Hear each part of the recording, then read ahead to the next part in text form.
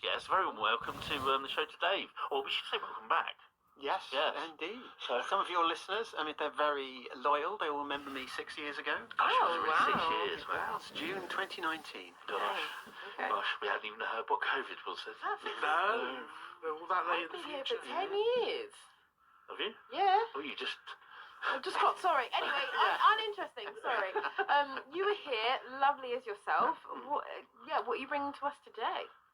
Well, I was here to talk about being a Quaker. I'm a Quaker and a writer of books, and I've written books about travelling around the world, visiting other Quaker communities, and Travelling Quaker Rights, they're called in their series. And I've just done a second one where I visited Australia, Canada, and Costa Rica. Oh, nice.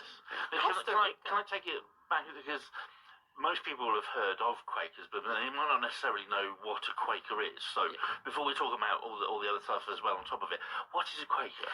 So in about the 17th century, during that sort of time of turmoil in English sort of history, and lots of new religious groups formed, and Quakers were one of the groups that sort of formed out of a rejection of mainstream Christianity, a sort of belief that things had gone wrong in the first 1600 years of Christianity, a bit of a broad sweep there, but that religion needed to sort of return to sort of gospel principles, and they were seen as equality, truth, simplicity, and truth. And interestingly, if you go to the central Bristol Quaker meeting house just behind Cabot Circus, it's got those 4 words printed across the car park. I just went there today. It's rather lovely. But it was sort of returning to principles of treating everyone fairly, peacefully, equally, and living simply. Cool, because they are kind of known for being quite pro-equality and the like, aren't they? Which I don't. It's getting better, but I know certain Christian faiths, especially Catholicism, very much isn't it? But they're very pro that kind of thing. Yeah, absolutely. I mean, there's a Quaker centre in Washington opposite Congress, and on the front it has written into the stone, "Love thy neighbour," and then in brackets, "no exceptions." And that's absolutely the Quaker principle. You can't go hating on any particular group, disliking any kind of group, being prejudiced against any kind of group. We are all genuinely equal. And obviously, from an LGBTQ point of view, that's been baked into Quakerism from the start. So, because do I remember correctly when the equal marriage was passed, the Quakers were one of the first to... Well, we'd been marrying people, same-sex couples, illegally for years before then. Oh right, yeah, okay. We've just been doing it anyway. And then as soon as it became legal, those weddings became legal. And the first Quaker wedding I ever went to was 2 women, and it was a fantastic ceremony. That's amazing. What makes you resonate with being, like, what part of it do you most love? I think the thing about how Quakers, the 2 things I suppose, is Quakers don't have sort of hierarchy. We don't have priests. We think everyone's a priest effectively. So you go along to what a Quaker service would be, and everyone has the chance to speak, everyone has the chance to talk. And it's very definitely what you say on a Sunday is what you do on a Monday. It's action in your community. Quakers have been very strong in the peace movement, for instance. You can't just have a faith that's just Sunday. It's got to be your whole life, and that absolutely resonates with me. Oh, okay. You're not This is quite a new thing to you then. Because I grew up Catholic, yeah. and I have naturally grown and I'm sorry to say, but like a sort of, how do I say this in a way that won't get me fired?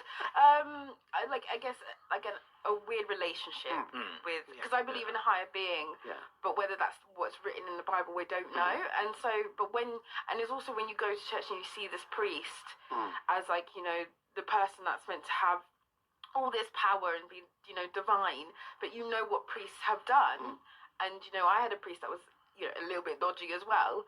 You sort of kind of come away from it, so you don't realise there's other ways of practicing like that, because I've never heard of a church like that, and that's incredible. Yeah, I mean, it's like, I grew up Church of England, my family weren't that religious, but I do remember going from being a good so-called Christian boy to coming out and being the devil incarnate overnight, and it does really change your whole perspective of not just religion, but life. I remember re-evaluating everything, going, well, hang on, all these things I've been brought up and all these morals I've been brought up with, I don't believe that just coming out is enough to suddenly change everything. So if I don't believe that, what do I believe in? How do I get those morals back, how do I know which are right and which are wrong? And I remember about 18 when I came out, going through a real load of turmoil to figure that out. And I think for me personally, it made me more open to things. You know, I didn't just take what someone had told me as the absolute way it must be, because if they could be wrong about me being gay, which I believed, and I still believe to this day, they could be wrong about other things. Oh yeah, like I think that's a beautiful thing about it, though. It's like realizing that, you know, religion is, well, for me, it's like it's a story. It's a way to tell you about yourself, learn about like the higher being, but it doesn't have to direct your every move. And it's like I found it really weird that God could be all loving, but wouldn't love the gays, even though we are a fabulous creation. Like, come on, like who? I looked at the gays, like, I love you all. Like, how could you not?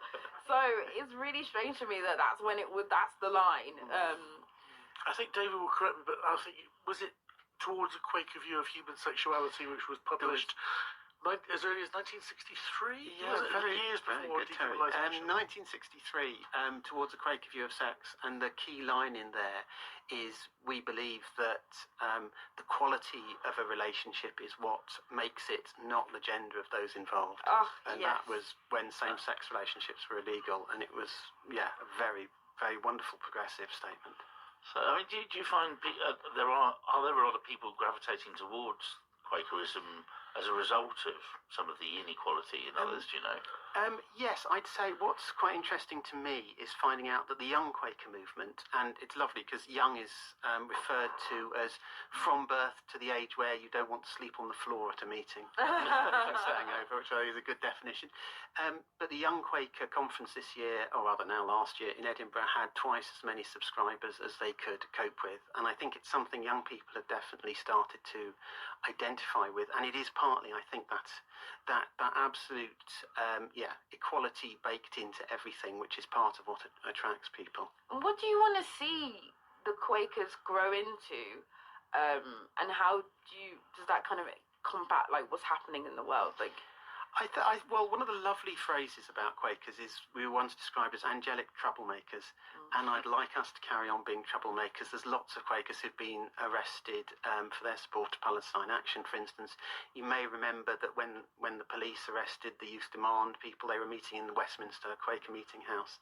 I'd like to see Quakers carry on with that, and and I think we have to recognise, as you say, religion has done a lot of damage to a lot of people over the years, and actually I think Quakers should be still saying we've got a lot to do to convince people that religion is there for everyone, and we can be part of that solution with the methods we've got, and we should be talking to people more about that. Yeah, so sadly, I think statistically, over the course of millennia, religion has killed more people than anything else. And it's supposed to be the thing that brings you all together and makes you all love each other, you know. I mean, everyone's fighting for their God to be the best God, though. So I can completely understand like why it's. I mean, we can both understand why, but yeah, I think that religion. Different times. But the thing I loved about religion, and do you know what? Walking down like Stapleton Road, when I see like Somali people sitting down and talking, it's the community that it brings that I miss. Like it's the. Like, we are shared because of our cultural and religious experience, and that's a beautiful thing to connect on. And I struggle because, like, I don't want the religious side of it, because I don't want anything telling me what I can or cannot do, and if I do, then I'm going to hell. Like, that makes no sense to me. But I miss this, like, undivided love. When you have this, like, great love for something, and you share that with someone, that's just so, like, beautiful. So yeah, I don't know, that community side, I hope we can still get back. Yeah, definitely. And I would just say, I think it's Reading Quaker Meeting House has a wonderful sign on its door that says, "Thou shalt think for thyself." And I think that would be a lovely principle to get. You say about, people being told what to do. I'd like people to experience religion, be it Quakers or anything, and then think for themselves as to how to live their lives. So strange. David, tell us about your tour of Quaker meeting houses around the world and the books you've written. Yeah. Well, I started just on a bit of a whim to go and visit as many as I could. And I wrote a book, Travelling Quaker Rights, Volume 1, back in 2019 when I came and talked for the first time. And then I just happened to be going to Australia. I always wanted to go. And I thought, why not plan my visit around every Sunday going to a Quaker meeting house? Because Quakers have spread around the world. I was wondering why you know what all the signature is. I was like, wow, you've got it's the whole. But okay, yeah, absolutely. And then actually Costa Rica was a bit of an accident. I was going there because my partner said it's got a great environmental record, and I thought that'd be interesting. Opened the guidebook, and it said that there are communities in Costa Rica founded by Quakers who the Americans had tried to draft into the Korean War or Vietnam War, and as pacifists.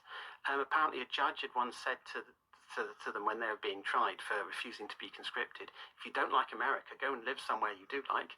And they thought, well, why not Costa Rica? Because Costa Rica had abolished its army and declared itself a pacifist country.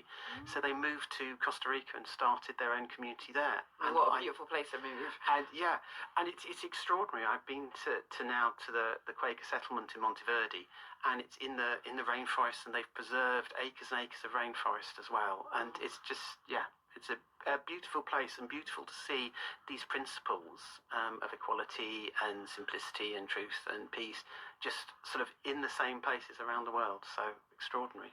It's interesting actually, because a lot of people think they don't know much about Quakers, but a lot of people remember Quaker oats, ironically, weren't they? Which was actually And the chocolate families were all Quakers, weren't they? It was all Fry and Cherry. We're going to have to do a little bit of a fact check here, I'm afraid. Chocolate, yes. Quaker oats, no. They stole it. In fact, there was a legal case between the Quaker Oaks settlement in California and the Quaker Oats company. Quaker Oats tried to sue them and make them change their name, and they wrote back and said, we're older than you change your name first. Because I know Bristol's had a lot of influence from Quaker, like you said, Fry's chocolate. I mean, that was long before our time. It's gone now, but that was a huge thing. And there were several other industries here as well that were Quaker founded. Absolutely, and I think I was just reading today something like, I think it's 7 of the 12 original signatories of the abolition of slavery movement were Quakers as well. And obviously that was very significant in Bristol. The attempts to end the slave trade, that came partly from Quakers, although I know William Wilberforce was an evangelical Christian. So do you have a favourite? Are you allowed to pick a favourite place you visited on your travels? Oh my goodness me! Now, if everyone's listening, that'll offend someone. I'm sure they were all wonderful, but was there one that stood out particularly? Whether it be for the beauty of the place or the feeling or what, I don't know.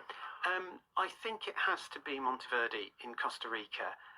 Just because it's a school it's based around, and it is just in the middle of the Costa Rican rainforest. It's beautifully preserved.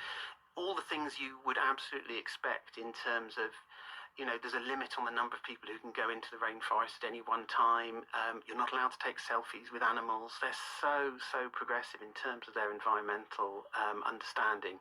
And it was just a beautiful space, and to see they've set up a school which local children can go to as well. It's not just for the American families that have moved there. And just the whole ethos of living in harmony with nature and at peace with the world was just beautiful. Oh, you make me want to move to Costa Rica. I've never been. It's gorgeous. I on my 25th birthday, I did a whole zip line through the rainforest. Oh, wow. I know, please bask We in get my to do it over a quarry in Wales. Oh, wow. Aren't you lucky? We are running out of time, so but very, very quick. I know you don't represent the whole thing, but if someone is interested in Quakerism and becoming a Quaker, are there places here in Bristol, or is there a website or something? Yeah, I mean, you can search online on British Quakers. There are 4 meeting houses in Bristol. There's the central Bristol Quaker meeting house is just behind Cabot Circus car park. It's very easy to find, and I would absolutely pop along there Sunday mornings. They have meetings, but I would say if you just contact them, they will be happy to be really friendly and guide you into. And it's no sort of forced conversion. It's no, you come in and you've got to believe this. It's just come in and find out what it's all about. And if you don't like it, don't come back. If you like it, stay. Cool. And do you have a website as well? I have a website. Sorry, www. You don't have to say that anymore, do you? Why am I saying that? I mean, That's how old I am. Go off. Go on. Okay. Derryheald, DEWIHEALD.com, and you can find the Travelling Quaker Rights books there. Cool. Well, it's been lovely talking to you. It's been great to come back. So we're going to have to carry on talking now. We don't have time for a song. So. But that shows you it's an interesting topic, you see, isn't it? Yeah, absolutely. Yeah. You know, it's because you do, when you're LGBT, you associate religion so much with, you know, it being so unaccepting. It's really. But David did say something to me a couple of weeks ago, and that is, my local Church of England church has a rainbow flag outside of it, and you were saying that because there is such hatred coming from certain quarters of Christianity, other people are pushing back and saying, actually, no, we're not that like that. I'm based in Wales, and you could remember the Archbishop of Wales now is a woman who has a same-sex partner, and that's been huge, because that's in some ways pushed some people who don't like that out of the church. But my local church, has a rainbow flag and the slogan, everyone's welcome here, on the door. And that's been a huge change, I think, in the last 20, 30 years. I mean, it has, but then it has felt recently that it is walking backwards a little bit. The whole world is, isn't it? You know? I mean, don't get me wrong. I understand that it kind of does do that. It oscillates rather than goes on an upward trajectory, and I think that's what's hard, because the way in which certain religions have led this charge against, transgender people and things like that, it's like, it feels like there's just another battle. It isn't that, first it was like, Islam, and then it was black people, and then it was, all these things, and now it's just transgender. And I don't understand, like, at what point will that end? Like, who else is there left to scapegoat in terms of, like, what else are religions going to go? Because once, transgenderism is accepted, what next? You know? I'm sure the US right will find something. Yeah. Well, yeah, absolutely. I would put it but I do think, I was speaking to Steffi about this, is that this moral panic about trans people, it will extinguish itself. I mean, David and I and Andy are old enough to remember the hoo-ha about gay men, which led to Section 28 and so on. That eventually burnt itself out. Eventually, even the people that don't like gay people very much were thinking, why am I buying the Daily Express and the Daily Mail and it's gay, this, gay, that all the time? Yeah. Do you know what I mean? And from an anti-gay perspective, we don't want to read about this. And eventually the same thing, I think, will happen to the anti-trans thing. People will be like, I've had enough of this now, go on to something else. And I read an article the other day, all of the hoo-ha over toilets and shared changing rooms and the like. Apparently in 2023, I think it said in the article, there were 4 complaints across the whole of the UK about sharing the changing room. Yeah, but this is the thing. Like, we got to remember that it's also a distraction technique from, like, all the things that are going on. So, like, it's actually not a big issue. Like, it's an incredibly big issue, but it's actually not in the grand scheme. You're being very reserved there, aren't you? I know you want to explain. Yeah, I thought the eyebrows raised. Yeah, I'm saying nothing. Don't get me started. So, going back to the thing previously, are you religious at all? I'm not. Spiritual, I believe in just being, do unto others as you would to yourself. Yeah. And that's enough for me, I think, at the moment. One question I was going to ask is, there are queer MAGA people and far right people and trans far right. Are there Quakers on the far right as well? You talked about loving your neighbour. I've never met a far right Quaker. They may be out there. I've met some I've disagreed with and some who are quite conservative, but never anyone who I would say was far right. So it feels like it would go against I was going to say, the very fabric. Yeah. But you never know. The US can surprise you with things This that you is just true, never yeah. saw. Okay, never thought that would happen. But here we are, and it's happening. That's a good question. It's very a There are surprised. definitely turkeys out there who would vote for Christmas in every flavour of walk of life. Well, there were people who lived in Spain who voted for Brexit, let's face it. I mean, My God. Don't even Any of you are listening, you maybe long.